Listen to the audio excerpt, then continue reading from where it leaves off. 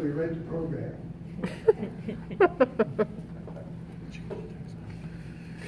We have Casmore Shaw, who is the secretary, not the treasurer, of the Florida Democratic Party. Somebody this morning had a senior moment. I don't understand why these senior moments seem to be happening more frequently. It did happen this morning when Chris needed a name and a position of somebody coming in. So, the Florida Democratic Party has graciously sent us Casmore Shaw, who is the secretary of the Florida Democratic Party.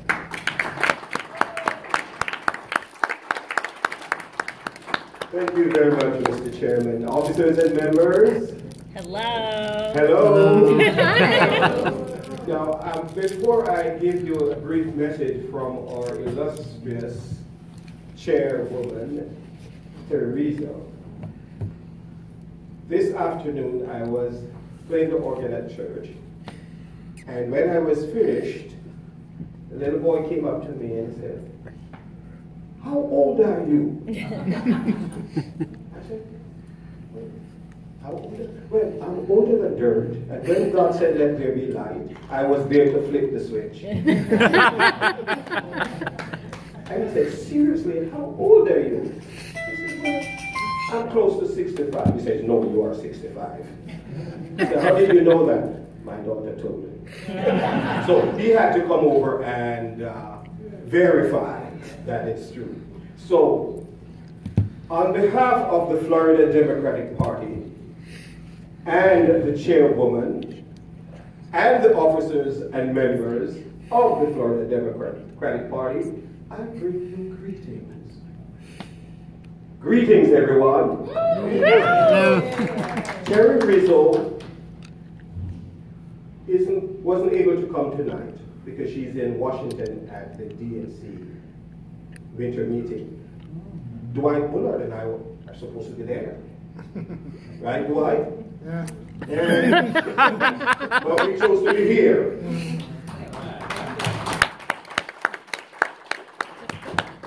I'd rather be here. Thank you, Highlands Democrat, for doing such a marvelous job. You know when on a Saturday night when you get so many people out here, you know something very, very nice is going on. So again, ladies and gentlemen, on behalf of the party, thank you for everything that you have done.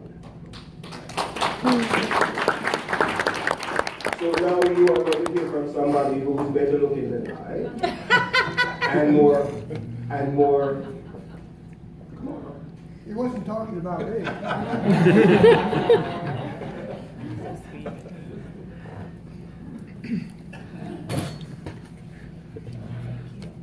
We already know her. We already love her. Yes.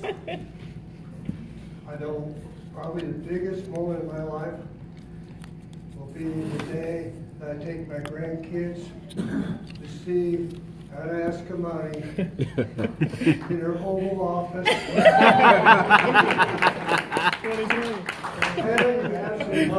don't have any grandchildren yet, but I want to work on that. Okay, no rush then.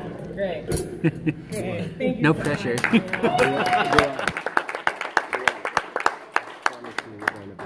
How's it going, Democrats? Woo! How's it going, Highland Democrats? It is great to be here. Thank you, Neil, for that sweet introduction. I am no stranger to Highlands County, that's for sure. Y'all know that my first time coming to Highlands County was probably 4 or 5 years ago with the Democratic Women's Club of Florida. I served on a local chapter board. I was on the state board for 2 years, and that's when I really got to understand and get the feeling for the power of our Democrats, even in some of the most rural parts of this great state, including right here in Highlands County. And I would be amiss if I didn't mention and honor the lives that were lost here at the recent shooting at SunTrust, where 5 women were murdered, execution style. And Pulse nightclub is in my hometown. So I want you to know that I feel your pain, and it's important that we find power in pain. In any moment of trauma, there's always a light that we have to find and fight for it. And so again, my name is Eskamani, and I'm proud to say that I am the representative for Florida State House District 47. My story is one of very humble beginnings. I grew up in Orlando, Florida as the daughter of working class immigrants from Iran. Born and raised in Orlando, going to public school, K through 12, really doing our part as a family to achieve the American dream. My mom, she had an accounting degree from Iran she couldn't use, so she worked at fast food restaurants, eventually at Kmart, where she was a store manager. My dad came to the United States when he was 16. He eventually went to UCF to get a degree in electrical engineering, worked in Brevard County helping to fly rockets into the sky on the weekdays, and on the weekends worked at Walt Disney World as a customer service rep just to make ends meet. So our film did not have a whole lot of money, but we had a whole lot of love and a lot of resilience. And as we fought to achieve the American dream, everything changed for us 15 years ago when my mom passed away to cancer. And I was her caretaker during those years. I held her hand, I did my best to be there for her every step of the way. And when I lost her in 2004, I made a commitment that I would honor her life, the act of empowering others. And I've been doing that ever since. And so I got really involved when I went to college at UCF, first as an environmentalist. I'm a vegetarian, aspiring vegan. One reason why I was late to come here tonight is I was part of a vegan chili dog eating contest. Which I have to tell you, I didn't realize I was an eating contestant. I actually thought I was judging. So when I got there, it was told that I would be scarfing down vegan chili dogs. You can imagine my surprise. But we do anything for our district, that's for sure. And so, I went to UCF, got involved with sustainability efforts, got really deep into the weeds on environmental policy, and then shifted gears to international and human rights. As a daughter of immigrants from Iran, I'm all too aware of some of the awful human rights violations across the world, including in Iran, where many of my family still live. And then it was the summer of 2010, where the only two groups tabling were the Iranian Student Organization collecting human rights petitions and the College Democrats at UCF. And as I watched my fellow students register one another to vote, talk about issues that mattered, I felt inspired to join them. And that's when I registered from no party affiliation to Democrat that summer, and got really engaged with the efforts of the Democratic Party, specifically grounding myself on women's issues. And I have to tell you that my passion for women's issues is very much grounded in the loss of my mother. Because when I lost her, I wanted to get to know her better even after she was gone. So I started reading literature about Iranian women by Iranian women to really put myself in her shoes. Because I believe that death ends a life, but not a relationship. And so I wanted to keep building that relationship. And then that's when I started to discover that my issues as a young woman were not unique or isolated. My struggles were your struggles. We faced discrimination. We faced lack of pay equity. We faced limitations in accessing health care, let alone reproductive health. I began to see the connections between my personal experiences and those of the women before me, and I jokingly tell folks that I am the daughter of the witches they could not burn. In the sense that we have to be resilient, we have to keep fighting this work and not let others stop us. And so I started getting more involved in my college campus, and as Andrew mentioned, I worked at Planned Parenthood, and my Planned Parenthood story is like that of 1 in 5 American women, and that's as a patient. Because I lost my mom at a young age, I had nowhere to go and no one to talk to about birth control, about reproductive health, about dating, about sexual violence, no one to talk to. And I made the decision to walk into a Planned Parenthood Health Center by myself when I was 18 years old to get answers. And was met with just such an incredible sense of love and support. Every question I asked was valued, and I left that health center with my first method of contraception and had this sense of autonomy and free agency. And so as I grew in my college work, I got involved at Planned Parenthood as a health center escort, walking patients in. We had protesters outside, doing my part to ensure access to care, and was invited to work at Planned Parenthood as a development coordinator, really helping with events planning and helping the nonprofit raise money. From 2012 to 2018, I did this work, and I rose from a development coordinator to the Senior Director of Public Affairs and Communications across our 22 counties, which did include Highlands County. There is no health center here. We do serve patients from this region. And with 11 health centers under my belt and a staff of 6, I would engage with Tallahassee a lot. and always found it to be frustrating. I don't know if folks here have been to Tallahassee before, Days of the Capitol, things like that. You know, you will walk through those hallways, you will tell stories, you will bring patients with you, you'll share the facts, and you will still not get the results that you deserve. It's not even the results that you want, it's the results that you deserve as advocates, as those who believe in science, as those who know what is the best policy because we've seen it pass in other states, we know it could work here to solve some of our problems. And so I just kept hitting this wall, time and time again, and even at that point, I still didn't know if I wanted to run for office. I mean, I knew it was something that could make a difference, and I encouraged one of my girlfriends to do it, but me, in those shoes, that was tough for me. Because I'm 28 years old. I was on this path of saving money to buy a house, of trying to maybe one day fall in love, LOL, you know, do my best to try to live a wholehearted life. And as I'm on this path of trying just to achieve, you know, my own sense of efficacy as a young person in this world, President Trump came along. And when I saw that election in 2016, and again, I'm an engaged person. I've been doing campaign work myself since at least 2008, with President Barack Obama being the first election I ever voted in. So I'm not naive to this work, and I've seen some of the worst campaigns in my short life. But watching 2016 and how women were demonized, and how those with disabilities were demonized, and LGBTQ folks were divided, and people of color and immigrants were left behind, time and time again, I just kept asking myself, how are we letting this be? How is this happening? And I will never forget the moment that he won, and the next day when I woke up in tears, how I felt as not just an American, as a Floridian, but as a woman of color whose family made this country their home for a reason, who came here in search of freedom and in search of something greater than ourselves. And so I sat in this, and I began to realize that the reason why I was so upset wasn't because of Hillary losing, but it was how Trump won. Yes. And we needed to change it, we need to change it now. Yes. So naturally, I knew running for office was something to consider, but again, instead of me putting myself in that position, I started asking all my girlfriends to do it.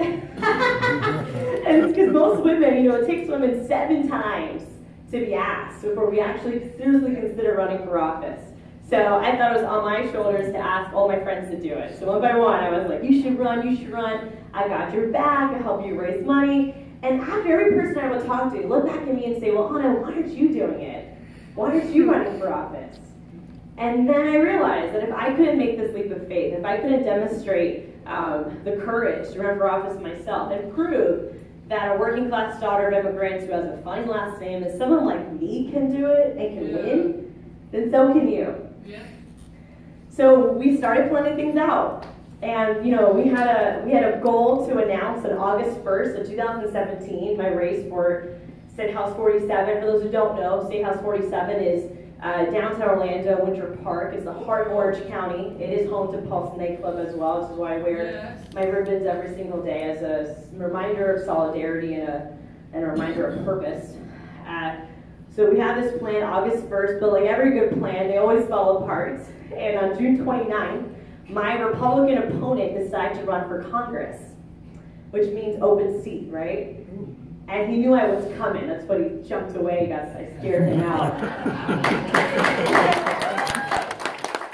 And so now we're in this place where, oh shit, it's an open seat. We gotta run fast. We gotta move fast because you know if I don't declare, others will, right? We know how this works.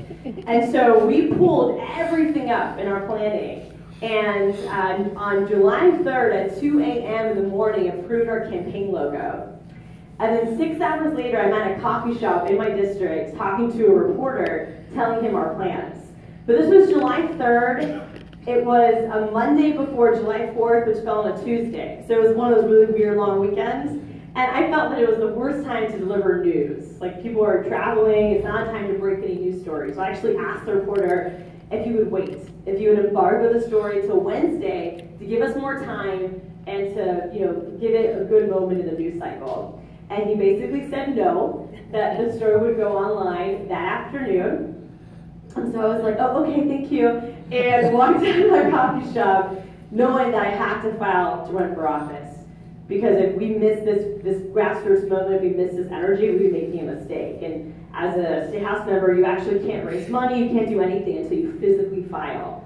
So I jumped in my car, I got a friend to drive me to Tallahassee. It's about a 4-hour drive from Orlando, so I'm doing the press release, the odds are going up. This article goes online at 3 p.m. I had filed for office by 3:41 p.m. By 4:30, we're raising money, and that night we raised $12,000 in one day. And let me tell y'all, it was a hell of a race. We campaigned for a solid 16 months, and in that time frame, we raised $523,000 for our State House seat from 4,000 individual donations, including folks in this room, including Neil. One of our first donors was Neil. And we just kept hustling. You know, we knocked on 50,000 doors as a campaign. We recruited and inspired 600 volunteers to make that happen. We earned the endorsement of more than 80 individuals, including President Barack Obama, I was very proud of. And for me, it's very full circle. You know, that's my first election, the first time I ever voted. For that to be the president who would come back and endorse me, I think was, you know, a lot of kismet in motion. And the Republican Party of Florida tried hard to stop us. I'm not sure if y'all saw any of the attack mail that we faced, but there were 25 pieces of mail calling me vulgar, extreme. Yeah, there was one photo where they photoshopped a hammer in my hand, and I took a photo of it, I put it on the internet, and I said, oh, is this the hammer I'm supposed to smash the patriarchy with? And actually now I have a hammer tattoo on the back of my ear, just as a reminder that we gotta always have that hammer. We can't stop. We have to be our authentic selves. And not only did we win, but we actually won by a margin of 14 points. 11,000 votes. So I share all that because, you know, my 20 years of existence, I've learned a lot. I've learned a lot from struggle, I've learned a lot from pain, I've learned a lot from throwing yourself into the ring, as Andrew did himself too. It's not easy running for office, and you grow a lot in that time period. And now as a legislator, I was sworn in on November 20th of 2018 as the first Iranian American elected to any public office in Florida. And you know, with that and with my identity as a progressive Democrat, it's a lot of responsibility because I know that I'm a voice for my district, but I'm also a voice for Democrats across the state. I'm a voice for common sense. I'm a voice for hope. I'm a voice for empathy. And at the same time, I'm a voice for science and a voice for the values that define us as Democrats, which for me include fighting hard for public education. Yes. Ensuring that we protect our environment. Yes. Looking at the economy as more than just service jobs and as real estate, but really trying to diversify it and ending corporate tax loopholes and stopping giving away our money to corporations and invest in public infrastructure that will attract good paying jobs, support our small businesses. And at the same time, doing all this while ensuring that there's equal access to opportunity and that we're all safe.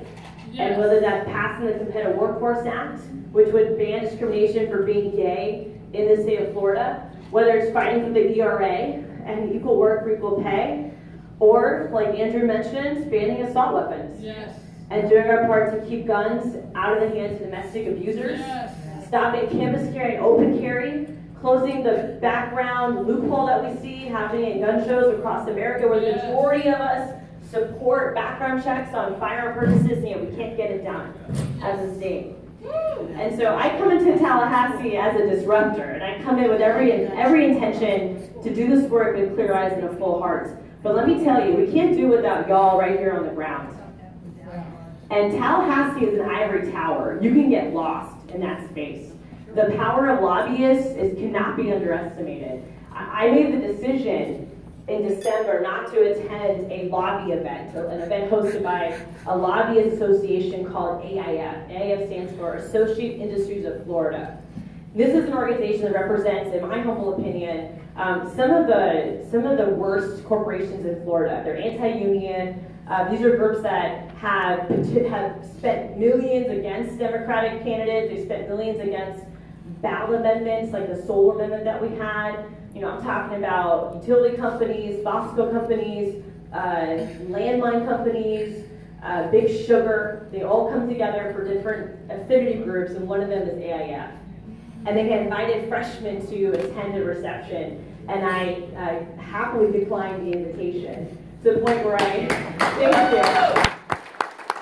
To the point that I put it on Twitter, and I just, you know, from there, you never know where it's gonna go. And some members of my own party, of our own party, were mad at me for doing that. But I stayed firm on my values, that I'm not gonna go into any type of event that's hosted by folks that stand for everything that I care about. And not just their values, but they even host this event at an exclusive venue called the Governor's Club, which isn't open to the public, and isn't open to the worker. So if a worker can't join me, then why the hell would I go?